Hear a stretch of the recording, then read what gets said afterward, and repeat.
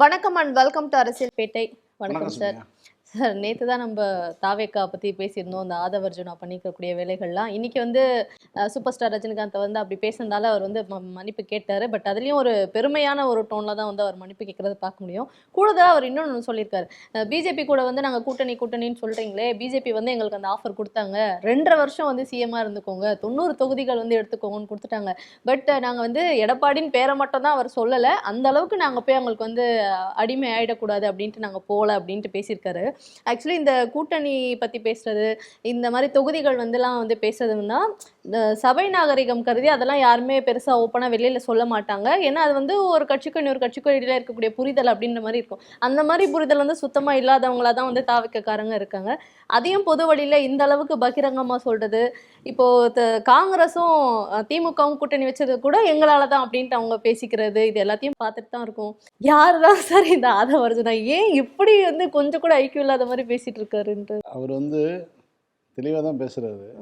நீங்கள் கராட்டக்கார முறை பார்த்தீங்கன்னா அதில் கோவை சாரில் சொல்லுவாங்க, நீங்கள் காரைக்குடி பாட்டியில் கூப்பிட்டாங்க, சிங்கமுனி பாட்டியில் கூப்பிட்டாங்க அப்படின்னு சொல்லி, தஞ்சாவூரில் கூப்பிட்டாங்க, சிங்கப்பூரில் கூப்பிட்டாங்கன்னு சொல்லி சொல்லுவார். அவர் தான் கவுண்ட் பண்ணி சொல்லுவார், என்னம்மா கலர் கலராக ரீல் விட்றான்னு கேட்பார். அது மாதிரி இவர் அங்கே கூப்பிட்டாங்க இவங்க சொல்கிறாரு. உண்மை என்னன்னா இவங்களை யாருமே கூப்பிடலைங்கிறதான் உண்மை. அதாவது இவங்க கட்சி ஆரம்பித்து ஆட்சியிலும் பங்கு அதிகாரத்திலும் பங்கு அப்படின்னு ஒரு பெரிய ஆஃபரோட தான் கட்சி ஆரம்பித்தாங்க. எங்கள் கூட கூட்டணி வந்தால் ஆட்சியிலையும் பங்கு தருவோம், அதிகாரத்திலையும் பங்கு தருவோம் அப்படிங்கிறது தான் அவங்களுடைய இதாக இருந்தாங்க. அப்படி இருக்கும்போது தான் சில பேர் தமிழ்நாட்டில் இருக்கக்கூடிய சில கட்சிக்காரங்க கூட எங்களுக்கு பங்கு வேணும் அப்படின்லாம் கேட்டு பார்த்தாங்க. திமுக ஒரே முதலமைச்சர் ஒரு கால்குலேட்டர் போகும்போது சொன்னார், திமுகவோட நிலைப்பாடு மாநிலத்தில் சுயாட்சி, மத்தியில் கூட்டாட்சி. அது தெளிவாக சொல்லிட்டார், ஸ்ட்ராங்காகவும் சொல்லிட்டார். ஸோ அப்போ அது கிடையாது. அப்போ யாருக்கெல்லாம் ஆட்சியில் பங்கு அதிகாரத்தில் பங்கு அப்படிங்கிற மாதிரியான விஷயங்களில் ஆசை இருக்கோ அவங்க போயிருக்கணும். திமுகவில் பார்த்தீங்கன்னா 22 கட்சி 23 கட்சி அப்படின்னு நம்பர்ஸ் கூட்டிகிட்டே போகுது, கூட்டணி கட்சிகளுடைய நம்பர்.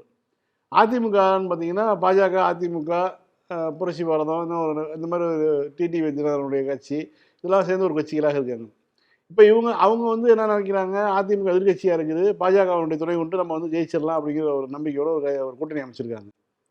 இந்த பக்கம் திமுகவுடைய செல்வாக்கு, மக்கள் செல்வாக்கு, ஆன்டி இன்கம்பன்சிங்கிற இதே இலவில்லை, ஸ்டாலின் என்கிற பேருக்கு இருக்கக்கூடிய மக்கள் மத்தியில் இருக்கக்கூடிய மிகப்பெரிய ஒரு மதிப்பு, இதன் அடிப்படையில் இது இந்த கூட்டணி மிகப்பெரிய ஒரு வெற்றியை பெறப்போகிறது அப்படிங்கிற அடிப்படையில் புதிய புதிய கட்சிகள்லாம் இங்கே சேர்ந்துட்டு இருக்காங்க. இப்போ இதுக்கு இடையில நான் பங்கு தரேன், ஆட்சியில் பங்கு அதிகாரத்தில் பங்கு அது தரேன்னு சொல்லி ஒருத்தர் வராரு.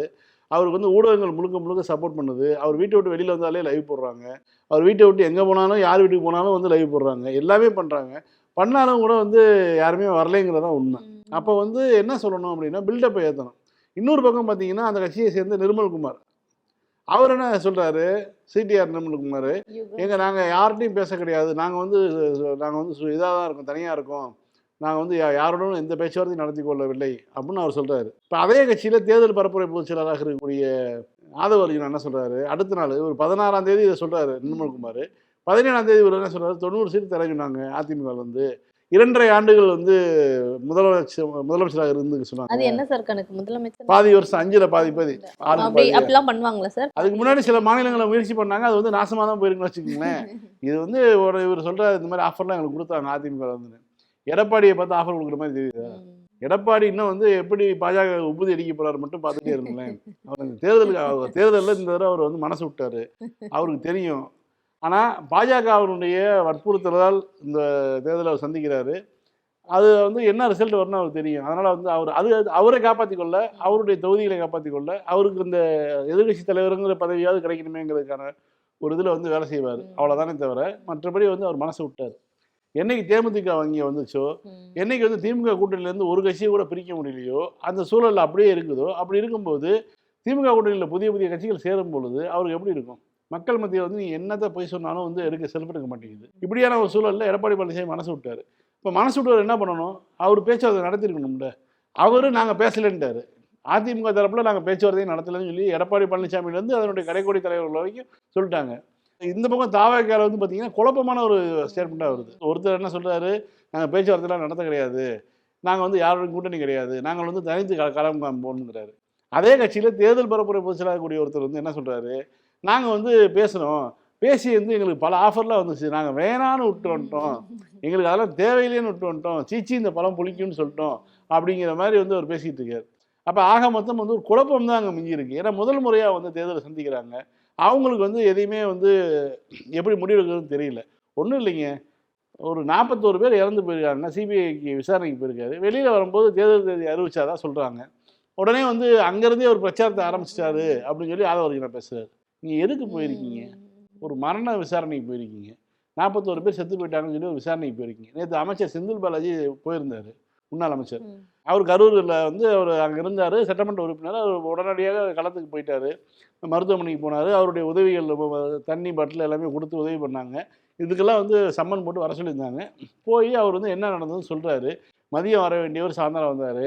இந்த மாதிரியான கூட்ட நெருக்கடிக்கான காரணம் என்ன? ஏன்னா அவர் வந்து முன்கூட்டியே அவர் வந்து வேனில் வெளியில் தெரிகிற மாதிரி வந்திருந்தாருன்னா அவரை பார்க்க விரும்பிய கூட்டம் வந்து ஒரே இடத்துக்கு வந்து குமிஞ்சிருக்காது. இந்த மாதிரிலாம் வந்து என்ன நடந்துச்சுங்கிறத வந்து வெளிப்படையாக சொல்லிட்டு அதை வந்து சென்னை ஏர்போர்ட்டில் பிரச்சனை பார்த்துட்டு சொல்கிறாரு. இதே அங்கே 2 தடவை 3 தடவை விசாரணைக்கு போனார்ல, அவர் சொல்லணும்ல, அன்னை கருப்பு சட்டை போட்டு போயிருக்காரு, பயங்கரமாக இருக்குது, இதெல்லாம் வந்து சிபிஐ பார்த்து அலறணும் அண்ணனை பார்த்து. ஏன்னா அந்த சட்ட கலரை பார்த்தாலே அவருக்கு தெரியணும், நான் எதிர்ப்பு பயங்கர கோபமாக இருக்கேன்னு தான் போகிறாரு அப்படின்னு இங்கே பில்டப் ஏற்றுறாங்க. இல்லை, அவர் இறங்கினவர் அப்படியே வீட்டுக்கு போயிட்டார். அதாவது தேர்தல் தேதி அறிவிச்சோன்னு என்ன தாவேக்காலேருந்து என்னமா ட்வீட் போட்டாங்க, அந்த கட்சியினுடைய மூத்த இதாக இருக்க முக்கிய தலைவர்களாக இருக்கக்கூடியவர்கள், இவ்வளவு நாள் வந்து எங்கள் அண்ணனை வந்து பிரச்சாரம் பண்ணாமல் தடுத்தீங்களடா, இனிமேல் என்ன ஆகுதுன்னு பாருங்கடா. அதுதான் தேர்தல் தேதி அறிவிச்சாச்சுல, இனிமேல் வந்து போலீஸ் உங்க கண்ட்ரோல் கிடையாதுல்ல. இப்போ பாடுற எங்கள் அண்ணன் தெருவா வர போறாருன்னா அதுக்கப்புறம் வெளியிலே வரல. போனது சிபிஐ ஆஃபீஸு, டெல்லியில் வந்து ஏறி டாட்டா காட்டுறாரு. ஏன் இங்கே டாட்டா காட்டியிருக்கேன்? யாரும் வந்து நீ வந்து தொண்டர்களுக்கு ஃபோன் பண்ணி அண்ணன் வரப்போறா ரிசீவ் பண்ணணும்னு சொன்னால் சென்னையிலேருந்து எல்லா நிர்வாகிகளும் போயிருப்பாங்கல்ல, சத்தமே இல்லாமல் வீட்டுக்கு போயிட்டாரு. சார் அவங்களுடைய ஃபாலோவர்ஸ் தான் தற்கொலைகளா இருக்காங்கன்னா தலைவருமே. ஏன்னா ஒரு ரீல் பார்த்தேன் சார், என் ஃப்ரெண்டு தானடா நீ எனக்காக ஒன்று பண்ணி என்ன பண்ணணும்னா தாவேக்கா ஓட்டு போறாடே, நான் ஹைதராபாத் அப்படி ஓட்டு போட மாட்டியா அப்படின்ற மாதிரி தான் டெல்லியில வந்து பிரச்சாரம் ஆரம்பிச்சாருன்னா என்ன நடக்க போகுது.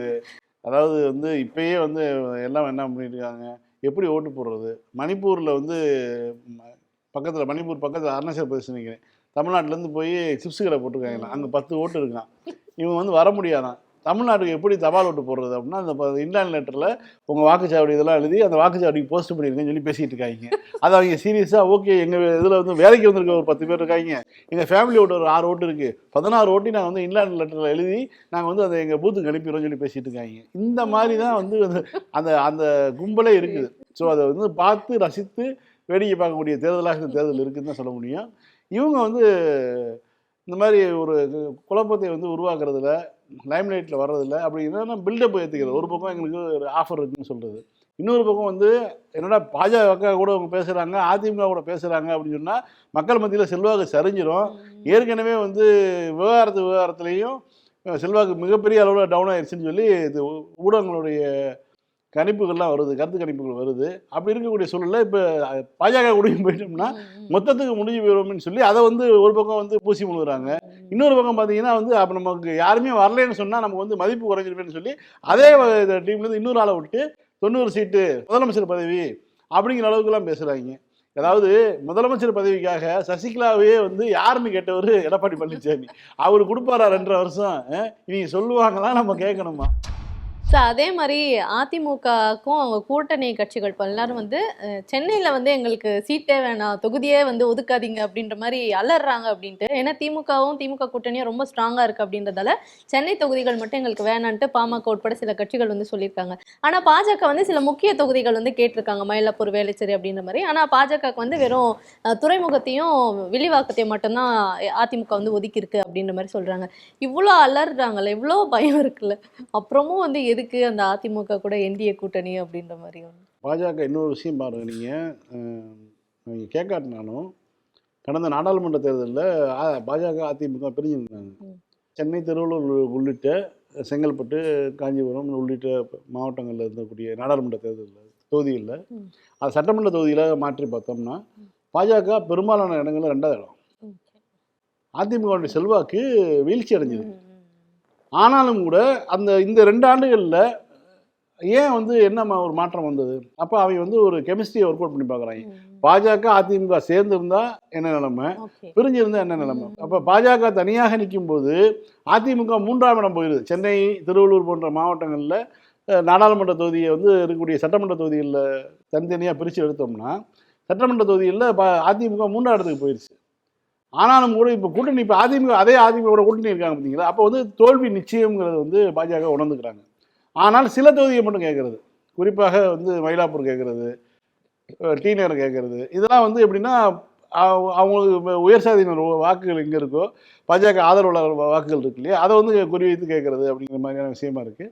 மற்றபடி வந்து நீங்கள் திண்டிவனத்துக்கு மேலே எடுத்துக்கிட்டிங்கன்னா பெரிய அளவில் அதிமுகவுடைய வாக்கு வங்கி பின்னடைவை சந்திச்சிருக்கு. பாஜக கூட்டணி, கடந்த முறை இருந்த பாஜக கூட்டணி நிறைய இடங்களில் வந்து 2ஆவது இடம் வந்துருந்துச்சு. அது ரொம்ப கவனிக்கத்தக்க ஒன்று.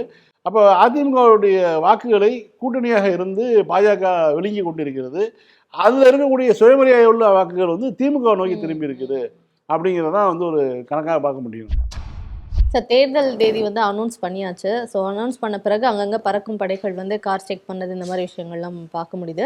அதிகமாக வந்து தாவேக்காவை சேர்ந்த ஆட்களும் மாற்றதையும் அவங்களுடைய பொருட்கள் வந்து மாற்றத்தையும் பார்க்க முடியுது. பதுங்கி வைத்த டப்பாக்கள் அப்படின்ட்டுலாம் நியூஸ் வருது. இன்னொரு பக்கம் நிறைய விசில், இன்னொரு பக்கம் அவங்களுடைய கேலண்டர்ஸ் அப்படின்ட்டுலாம் வந்து மாற்றுறது பூராவுமே தாவேக்காரங்களாலே இருக்கா சார்? தொழில் தெரியாது அப்படிங்கிற மாதிரி தான் சொல்ல முடியும். என்ன சொல்கிறது, அதாவது அருண்ராஜ் ஐஆர்எஸ் அவர் வந்து ஒரு ஐஆர்எஸ் அதிகாரியாக பணியாற்றி இருந்தவர். நான் ரொம்ப நேர்மையான ஆள் அப்படின்னு. ஏன்னா விஜய் வீட்டுக்கு வந்து ரைடு போனவர். அவர் பதவியை ரிசைன் பண்ணிட்டு போனவர் தான் இப்போ அப்படியே வந்து. ஆமாம், அவர் தான் ரைடு போனவர் கட்சியில் சேர்ந்துட்டாரு. அது அப்படின்னா பாஜகவுடைய அசைன்மெண்ட்டுங்கிறது ரொம்ப தெளிவாக தெரியுது. அவருடைய ஊரில் திருச்செங்கோட்டில் வந்து அவர் டிஃபன் பாக்ஸ் போட்டு சாப்பாடான்னு சொல்லுவாங்க, அந்த பக்கம் சில்வர் ஸ்டெயின்லெஸ் ஸ்டீல் அவருடைய ஃபோட்டோ ஸ்டிக்கர்லாம் ஒட்டி கொடுத்துருக்காரு. இப்போ மாட்டி பிடிச்சிட்டாங்க. அதே மாதிரி பார்த்தீங்கன்னா ஹார்லிக்ஸ் பிடிச்சிருக்காங்க. நிறைய பொருட்கள் வந்து கொடுத்து, அதாவது ஹார்லிக்ஸ் மேலே ஸ்டிக்கர் ஒட்டிருக்காங்க. நீ சரி கொடுக்குற இந்த நேரத்தில் ஸ்டிக்கர் ரொம்ப முக்கியமாடான்னு கேட்குற மாதிரி இருக்குது. ஸ்டிக்கராலேயே வந்து அசிங்கப்பட்ட ஒரு டீம் வந்து இருக்கு. ஆமாம், ஆல்ரெடி அவங்க இருக்காங்க ஸ்டிக்கர் புகழுக்கு. அவங்க தான் இப்போ வந்து இவங்க வந்து பார்த்தீங்கன்னா வந்து இந்த மாதிரி ஒட்டி மாட்டிக்கிட்டு இப்போ என்ன செய்யறதுன்னு தெரியாமல் வந்து ஆளுங்கட்சியின் அராஜகம், திமுகவினுடைய சதின்னு இருக்காங்க. உங்களை பிடிக்கிறது வந்து தேர்தல் ஆணையம், அதனுடைய பறக்குமுறை தான் அவங்களை பிடிக்குது. இதை விட இதில் ரொம்ப முக்கியமானது என்னென்னா, நீங்கள் வந்து இந்த நேரத்தில் இதெல்லாம் செய்யக்கூடாது. மக்களுக்கு தேர்தல் அறிவித்ததுக்கு பிறகு நீ எதுக்கு வீட்டு எல்லாம் உடம்பு முடியாமல் கிடக்குறாங்க ஹார்லிக்ஸ் பாட்டில் கொண்டு போய் கொடுத்தீங்கன்னா, அப்போ நீ வந்து எவ்வளோ தூரம் வந்து நீங்கள் இருக்கீங்க. வரும்போதே முளைக்கும் போதே நீங்கள் வந்து ஊழலுக்கு எதிராக நாங்கள் வருவோம், அதுக்கு எதிராக வரும், இதுக்கு எதிராக வரும், நேர்மையான ஆட்சி, நியாயமான ஆட்சி, அதெல்லாம் பேசிகிட்டு இருந்தீங்களே. நீங்கள் வரும்போதே எவ்வளோ ப்ராடு பித்தலாட்டமாக நீங்கள் வந்து இருக்கீங்களே. நீங்கள் உங்களுடைய ஆட்சி ஒரு கால வாய்ப்பே இல்லைன்னு வச்சுக்கோங்க. இந்த தேர்தல் ரிசல்ட் வந்ததோட சரி, அதுக்கப்புறம் என்ன ஆகுதுன்னு தெரியும். அப்படி இருக்கும்போது இவர்களுடைய லட்சணம் எப்படி இருக்குன்னு புரிஞ்சுக்கலாம். அதுதான் உண்மை. சார், நேற்று தான் அதிமுகவை சேர்ந்த சிவி சண்முகம் வந்து எந்த அளவுக்கு பெண்கள் இழிவாக பேசணுமோ அந்த மாதிரி பேசினாருன்னு பார்த்தோம். தொடர்ந்து வந்து அதிமுக எம்எல்ஏக்களும் வந்து பேசுறது வந்து பார்க்க முடியுது. புடவை மட்டும் கொடுத்தா உள்பாவடை எல்லாம் என்ன கணக்குன்றது கேட்குறதெல்லாம் வந்து எவ்வளோ அபத்தமான ஒரு விஷயம். அவருக்கு ஒரு அரசியல் அனுபவங்கிறது ரொம்ப மிக நீண்ட அனுபவம் கொண்டவர். அப்படியேப்பட்ட ஒருத்தர் வந்து இப்படியான சொற்களை பேசுவது என்பது ரொம்ப நம்ம பொதுவெளியிலே சொல்வதற்கு அதுதான் இருக்குது. சேலை நீங்கள் கொடுத்தீங்கன்னா மற்றதெல்லாம் யார் கொடுப்பான்னு கேட்குறது வந்து இது ரொம்ப, அது வந்து சுழிக்க வைக்கிற விஷயங்கள் வந்து பொதுவெளியில் பேசுகிறாங்க. பக்கத்தில் இருக்கக்கூடிய ஆட்கள் சிரிக்கிறாங்க. ஒன்றும் இல்லை, நீங்கள் சிவி சண்முகம் பேசும்பொழுது பக்கத்தில் வந்து ஒரு பாமக எம்எல்ஏ நிற்கிறாரு, அவர் சிரிச்சுட்டு இருக்காரு. அவருக்கு ஒருத்தர் பேசுவது ஒரு கொடூரமான விஷயம், அபத்தமான விஷயம், பெண்களை இழிவுபடுத்தக்கூடிய விஷயங்கிறது தெரியாமல் கூட இருக்கக்கூடிய ஆட்களை தான் அவங்களுடைய கூட்டணி இருக்குங்கிறத உண்மை. அதே மாதிரி பார்த்தீங்கன்னா கரூர் விஜயபாஸ்கர் அவர் வந்து சொல்கிறாரு, பெண்களை வந்து பூசணிக்காய் மாதிரி இருக்கீங்க, கத்திரிக்காய் மாதிரி இருக்கீங்க அப்படின்னு சொல்லி பெண்களை உடல் ரீதியாக வந்து அந்த கேவலப்படுத்தக்கூடிய பேச்சுக்களை வந்து பேசுகிறாரு. அதுவும் வந்து ஏற்றுக்கொள்ள முடியாது. அதான் சொன்னேன்ல, ஜெயலலிதா ஏன் வந்து இவர்களை வந்து வாயை அடக்கி வைத்திருந்தது, ஜெயலலிதா இருக்கும் வரைக்கும் இவர்கள் வந்து ஏன் வந்து எந்த மைக்கு நின்று பேட்டி கொடுத்தது இல்லைன்னு இப்போ தெரிய வருது. ஜெயலலிதா போனதுக்கப்புறம் தான் இவங்க வந்து ஒவ்வொருத்தரும் மைக் கிடைக்கும் போது பேசும்போது இவர்களுடைய ஐக்யூ லெவல் எவ்வளவு, இவர்களுடைய புத்தி எப்படிங்கிறது வந்து ரொம்ப அழகாக நமக்கு தெரிய வருது. இவர்களுடைய இந்த மாதிரியான பேச்சுக்கள்லாம் வந்து நமக்கு தெரிஞ்சிருக்கு. அதனால தான் வந்து ஒருத்தரும் வந்து மைக்கில் போய் பேசுனீங்கன்னா அடுத்த நாள் வந்து பதவியை பிடிங்கிறேன்னு சொல்லி வச்சுருந்துருக்காங்க. இதுதான் உண்மை. Fine sir. சார், உத்தரப்பிரதேசத்துல இந்த கங்கை ஆறை வந்து சுத்தி பார்க்க போயிருக்க இஸ்லாமியர்கள் நேரம் ஆயிடுச்சு அப்படின்ட்டு நோன்பு வந்து திறந்திருக்காங்க. நீங்க எப்படி இங்க வந்து நோன்பு திறக்கலாம் அப்படின்ட்டு அவங்கள வந்து பிடிச்சி கைது பண்ணதை வந்து பார்க்க முடியுது. ஆனா இதுவே 2 நாளைக்கு முன்னாடி வந்து மோடி வந்து சொல்லியிருந்தாரு, ஆப்கானிஸ்தானும் பாகிஸ்தானுமே வந்து போர் நடக்கும்போது 100 பேர் இறந்துருந்தாங்கன்னு செய்தி வரும்போது ரம்ஜான் மாசத்துல இப்படி பண்ணலாமா அப்படின்ட்டு. நீங்க அந்த அளவுக்குலாம் போய் கண்டிக்காதீங்க, உத்தரப்பிரதேசத்துல நடக்கிறது முதல்ல கண்டிங்கன்ற மாதிரி தான் இருக்கு. ஆப்கானிஸ்தானில் வந்து 400 பேரை கொலை பண்ணியிருக்காங்க மருத்துவமனை மீது குண்டு வீசி பாகிஸ்தான். அதை கண்டிக்கணும், உண்மைதான். இப்போ நீங்கள் என்ன பண்ணியிருக்கீங்க, கங்கையில் வந்து படகு சவாரி வந்து நடத்தியிருக்காங்க. அதில் சுற்றி பார்க்க போயிருக்காங்க. கங்கைனா கங்கை வந்து ஒரு இடம் கிடையாது. பறந்து விரிந்து கங்கை எங்கேருந்து போய் இமாச்சலத்தில் தொடங்கி கங்கை நதி உத்தரப்பிரதேசம் வந்து பாட்னா கடந்து அது பங்களாதேஷுக்குள்ளே போய் பங்களாதேஷில் பத்மாவாக மாறிடுது. இங்கே கங்கையாக ஓடி, நீங்கள் சொல்கிறீங்களே புனிதமான நதி கங்கைன்னு, அந்த புனிதமான நதி கங்கை வந்து பங்களாதேஷத்தில் போய் பங்களாதேசத்துக்குள்ளே பத்மாங்கிற பேரில் ஓடி அது போய் கடலில் கலக்குது. அப்போ அந்த நதி வந்து உங்களுக்கு புனிதமான நதின்னு சொல்லி இது பண்ணுறீங்க. அந்த நதியில் வந்து இங்கே காசியில் போய் இறங்கக்கூடிய முதியோர்களை, வயதான முதியோர்களை கொண்டு போய் விட்டுருவாங்க. அங்கே இறந்துட்டா அங்கேயே எரித்து பாதி இறஞ்ச பணத்தை தண்ணிக்குள்ளே தள்ளி விட்டுருவாங்க. பக்கத்து நாடு தான் போகுதுன்னு சொல்லி அனுப்பி விட்டுருவாங்க. ஆனால் அது மாதிரியான அந்த அதாவது உலகத்திலே ஜீவ நதிகளில் அசுத்தமான நதின்னு பேர் எடுத்து வச்சுருக்காங்க கங்கைக்கு. கங்கையை சுத்தப்படுத்துகிற திட்டம்னு சொல்லி அறிவிச்சாங்க, இன்னைக்கு வரைக்கும் செய்யலை. மோடி டைம்ல கூட பார்த்தோம் சார், ஏதோ ஸ்ப்ரே அடிக்கிறாங்க, சரியா போயிடுது, திரும்ப கொஞ்ச நேரத்துல அதோட அழுக்கெல்லாம் அதெல்லாம் வந்துடும். அது ஏன்னா நீங்கள் வந்து ஒன்று அதனுடைய குப்பை போடாமல் இருக்கணும். அதனுடைய நீளம் வந்து ரொம்ப மிக நீண்ட தூரத்துலேருந்து வருது. அப்போ அதனுடைய இதை வந்து நீங்கள் கண்காணிக்கக்கூடிய அளவில் வந்து நீங்கள் வச்சுருக்கணும். அது கிடையாது. இப்போ என்னென்னா, இங்கே இந்த வாரணாசி பக்கத்தில் வந்து போட்டில் போயிருக்காங்க 14 பேர் முஸ்லீம்கள். அந்த போட்டு போயிட்டு கரைக்கு வர்றதுக்கு நேரம் முடிஞ்சிருச்சு, என்ன நேரம் ஆகுங்கும்போது நோன்பு திறந்துடலாம், டைம் ஆயிடுச்சுன்னு சொல்லிட்டு வெறும் பழங்களை வைத்து தான் வந்து நோன்பு திறந்துருக்காங்க. நீங்கள் அவங்க இறைச்சியோ வேறு இவங்க சொல்லக்கூடிய பெரியோ இதெல்லாம் எதுவும் கிடையாது. வாழைப்பழம், ஆப்பிள் இதை வச்சு தான் வந்து தண்ணியை குடிச்சிட்டு நோன்பு திறந்துருக்காங்க. அதை வந்து வீடியோ வந்துருக்குது. அதை வந்து இந்த வீடியோ எடுத்துட்டு உடனே காவல்துறை வந்து நடவடிக்கை எடுத்து 14 பேர்த்த பிடிச்சி ஜெயிலில் போட்டிருக்காங்கன்னா இவங்களுடைய சகிப்புத்தன்மை எந்த அளவுக்கு இருக்குது. இப்போ நீ அந்த நதி என்பது அங்கே வாழக்கூடிய எல்லோருக்கும் உரிமையான நதி தான். இந்துக்களுக்கு புனிதமான நதி தான், உண்மைதான். இந்த புனிதத்தை கெடுக்கக்கூடிய வேலையில் யார் ஈடுபடுறா? அது தண்ணி மேல படகு மேல இதெல்லாம் பண்ணிட்டு படகு மேலே ஒரு பழம் சாப்பிட்ருக்காங்க. கேட்டால் காலையிலேருந்து நோம்பில் இருந்துட்டு பழம் சாப்பிட்ருக்காங்க, அவ்வளோதான். இந்த ஒரு காரணத்தை வச்சு நீங்கள் கைது பண்ணியிருக்காங்கன்னா இவர்களுடைய சகிப்புத்தன்மைக்கு இதுதான் வந்து எடுத்துக்காட்டாக நம்ம பார்க்கலாம். ஆனால் வந்து இந்த மாதிரியான விஷயங்களை வந்து செய்யும் பொழுது தான் நம்ம இன்னொரு விஷயம் கேட்குறோம்.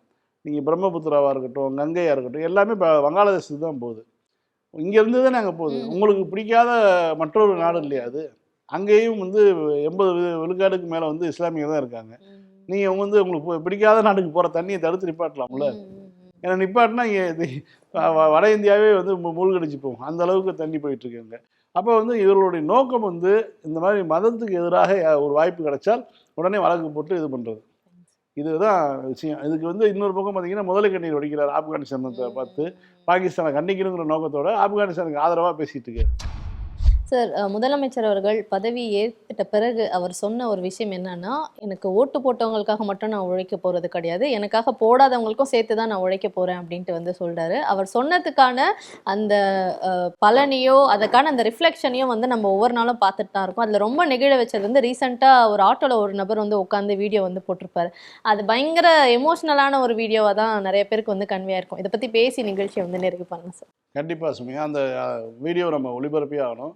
குறிப்பாக அவர் வந்து ஏதோ ஒரு சின்ன அந்த மினி வேன் டிரைவர் போல் அவர் பேசுகிறதுல வந்து அவருக்கு வந்து ஒரு அரசியல் ரீதியாக ஒரு அறிவு இருந்திருக்குது. அந்த அரசியல் அறிவோடு தான் அவர் வந்து இந்த அரசை அணுகியிருக்கிறார். ஏன்னா திட்டங்களுடைய பேரில் வந்து கரெக்டாக சொல்கிறாரு. திட்டங்கள் வந்து எப்படி செயல்படுகிறது, யாருக்கு பயன்படுகிறது அப்படிங்கிறதுல அவர் கண்காணிச்சிட்டு இருக்கார். அவர் வந்து திமுககார் கிடையாது, ஆனால் அவர் கண்காணிச்சிருக்காரு. அவர் இன்னொரு விஷயம் சொல்கிறார், இதற்கு முன்பாக நான் திமுக வாக்களித்ததே கிடையாதுங்கிறார். அதே மாதிரி ஒவ்வொரு விஷயத்தையும் பேசும்போதும் அவர் வந்து ரொம்ப இதாக வந்து அவருக்கு வந்து அழுக வருது. அந்த அழுகையை வந்து அடக்கி கொண்டு எந்த சூழலிலும் தான் சொல்லக்கூடிய செய்தியை வந்து தடைபட்டு போயிடக்கூடாதுன்னு சொல்லி ரொம்ப மனதை கட்டுப்படுத்தி கொண்டு பேசுகிறார். அந்த அவர் பேசல உண்மை இருக்க போய் தான் அது இவ்வளோ வைரல் ஆகிருக்கு. நீங்கள் வந்து ஒரு என்ன சொல்கிறது, ஸ்டேஜுன்னு சொல்லுவாங்க இல்லையா, ஒரு ஸ்டேஜு அப்படின்னா வந்து என்னதான் நீங்கள் பண்ணாலும், என்னதான் வந்து மிகச்சிறந்த ஒரு நடிப்பை வெளிப்படுத்தினாலும் தெரிஞ்சிடும் அவர் ஸ்டேஜில் இல்லை, அவர் மனசுலேருந்து பேசுகிறார். நான் வந்து கடந்த முறை வாக்களிக்கிறேன், ஆனால் இந்த முறை வந்து நான் வந்து திமுக வாக்களிக்க போகிறேன்னு இது சொல்லிட்டு வரைக்கும் நான் வாக்களிச்சதே இல்லைன்னு ஆமாம், DMK இது வரைக்கும் கிடைச்ச வாக்களிச்சதே வாக்களிச்சது இல்லை அப்படிங்கிறாரு. அவர் வந்து ஒரு எளிய பின்னணியை சேர்ந்தவராக தெரிகிறாரு. அவர் வந்து ஒவ்வொரு திட்டங்களையும் சொல்றாரு. கம்பேரும் பண்றாரு சார். முன்னாடி இந்த CM இருந்ததுக்கும் இதுக்கும் எல்லாமே பண்றாரு. அந்த ஒரு 5 நிமிட வீடியோவில் ஒரு தமிழ்நாட்டினுடைய ஒரு ஒரு சாதாரண ஒரு ஓட்டுநர்களோ ஒரு எளிய தொழிலில் இருக்கக்கூடிய மக்களுக்கு இருக்கக்கூடிய அரசியல் அறிவு எப்படிங்கிறத தெரிஞ்சுக்கலாம். இதற்கான காரணம் என்பது திராவிட இயக்கத்தினுடைய அரசியல் தான். ஆனால் இந்த மாதிரியான அரசியல் இருக்கும்போது கூட அவருடைய வயது எப்படி 40க்கு மேலே இருக்கும். ஆனால் அவரே இது வரைக்கும் நான் வந்து திமுக வாக்களித்து இல்லைன்னு சொல்லும்போது, இப்போ முதலமைச்சர் நீங்கள் சொன்ன மாதிரி சொன்ன விஷயம் இருக்கு இல்லையா, இப்போ பதவி பொறுப்பு ஏற்றுவிட்டு ஒரு பதவி ஏற்று போகிறாரு, கோட்டைக்கு போகும்போது சொல்லிட்டு போனார், எங்களுக்கு ஏன் வாக்களிக்கவில்லை என்று மக்கள் வருத்தப்படக்கூடிய அளவில் இந்த ஆட்சி இருக்குன்னு சொன்னார். சொன்னதை செய்பவர் தான் நம்மளுடைய முதலமைச்சர். என் வாழ்நாளில் நான் திமுக ஓட்டு போட்டதே கிடையாது. இந்த 2026 நான் திமுகவுக்கு தான் ஓட்டு போட போகிறேன். அதுக்கு காரணம் ரொம்ப சிம்பிளாக சொல்லலாம். இதுக்கு முன்னாடி எடப்பாடியார் ஒரு 4.5 வருஷம் ஆண்டுட்டு இருந்தார். அவர் செஞ்ச சாதனைகள் அந்த 4.5 வருஷத்துல எதுவும் இல்லை, இருக்க மாதிரி எனக்கு தெரியல. இந்த 5 ஆண்டு திமுக ஆட்சியில் சொல்றதுக்கு எவ்வளோங்க. உயர்கல்வி படிச்சுட்டு வெளிநாட்டில் போய் படிக்கிற பசங்களுக்கு அம்பேத்கர் அயலக கல்வி நிதி அப்படின்ட்டு ஒரு பெரிய ஸ்கீம். இப்போ யூபிஎஸ் எக்ஸாம்ல எவ்வளவு பசங்க பெருசா சாதிச்சிருக்காங்க. 10 வருஷம் இல்லாத அளவுக்கு தமிழ்நாட்டு மாணவர்கள் சாதிச்சிருக்காங்க. ஒவ்வொரு ஸ்கீமுக்கும் பேர் வச்சது பாருங்களேன். நான் முதல்வன், அதாவது அந்த பயனாளிகள் அந்த பசங்க இருக்காங்கல்ல, அந்த பசங்களே முதல்வன். தமிழ் புதல்வன், கல்லூரிக்கு போகக்கூடிய மாணவர்களுக்கு கொடுக்கக்கூடிய ஸ்கீமுக்கு அந்த 1000 ரூபாய் மாசம் கொடுக்குறாங்கன்னா அந்த ஸ்கீமுக்கு வந்து பேர் பாருங்களேன், தமிழ் புதல்வன். மகளிர் உரிமை தொகை, அதாவது உனக்கு நான் கொடுக்குற தானமோ தர்மமோ இல்லை, உன்னுடைய உரிமை அது, அந்த மகளிர் உரிமை தொகை. அதுக்கப்புறமேட்டி மகளிர் விடியல் பயணம், உங்களுடைய வாழ்க்கை விடிஞ்சிருச்சு, நீங்க வந்து காசு கொடுத்து பயணம் பண்ண வேணாம், அது விடியல் பயணம். அதுல எல்லாத்துலயும் சுயமரியாதை இருக்கு. அம்பேத்கர் அயலக கல்வி நிதி அப்படின்ட்டு ஒரு இது.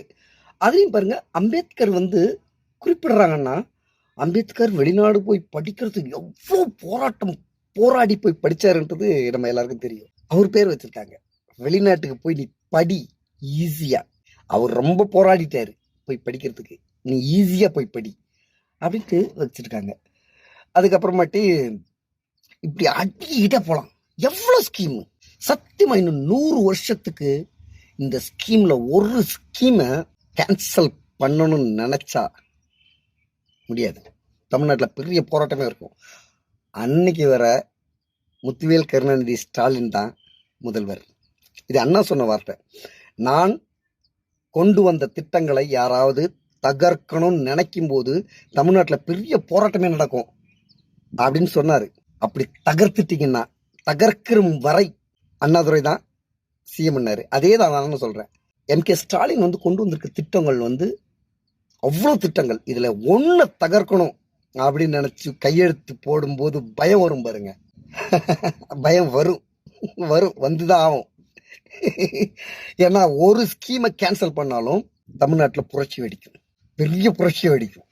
ஒரு ஸ்கீமை கேன்சல் பண்ணாலும் எக்ஸ்ட்ரா தரேன்னு சொல்லிட்டு ஆளுமை இல்லாத சில, நம்ம எடப்பாடி கூட இடையில சொன்னாரு 2000 எப்படி கொடுப்பீங்க என்பது வரியை உயர்த்துவோம் அப்படிலாம் சொன்னாரு. வரியை உயர்த்தி நான் அந்த 2000 ரூபா கொடுப்பேன்னாரு. அப்படிலாம் இல்லை. பொருளாதாரம்னு ஒன்று இருக்கு, தற்சார்பு பொருளாதாரம். இப்போ மத்திய அரசு வந்து அவங்க தர வேண்டிய நிதிகளை வந்து பெரிய அளவில் கொடுக்காம தமிழ்நாட்டோட வளர்ச்சியை தடுக்கிறாங்க. இருந்தாலும் ஸ்டாலின் வந்து ஒரு தற்சார்பு பொருளாதார நிபுணரால மட்டும்தான் அந்த வரிசுமையை, அந்த தராம தடுக்கக்கூடிய வரிசுமையை மீறி பொருளாதாரத்தில் இன்னைக்கு வந்து இந்தியாவில் 2வது இடத்துல வந்திருக்கு. எல்லா விஷயத்துலையும் மகளிர் பாதுகாப்புல முதலிடம், கல்வியில முதலிடம் அப்படின்ட்டு எல்லா இடத்துலையும் முன்னேறி வந்திருக்கு. இந்தியா சுதந்திரம் வாங்கும்போது தமிழ்நாடு வந்து கடை கோடியில் இருந்தது வளர்ச்சியில. இதுக்கு எல்லாத்துலயும் முதல் இடத்துல வந்திருக்கு. த மேஜிக் 5 வருஷம் நடந்தது பெரிய மேஜிக். இதுவரை திமுக ஓட்டு போட்டதே கிடையாது. ஃபர்ஸ்ட் டைம் ஓட்டு போட போறேன் திமுகவுக்கு. ஃபைன் சார், திரும்ப நாளைக்கு இந்த நிகழ்ச்சியில் சந்திப்போம். மீண்டும் நாளை இரவு 9:30 மணிக்கு அரசியல் பேட்டை நிகழ்ச்சியில் சந்திக்கலாம். நன்றி.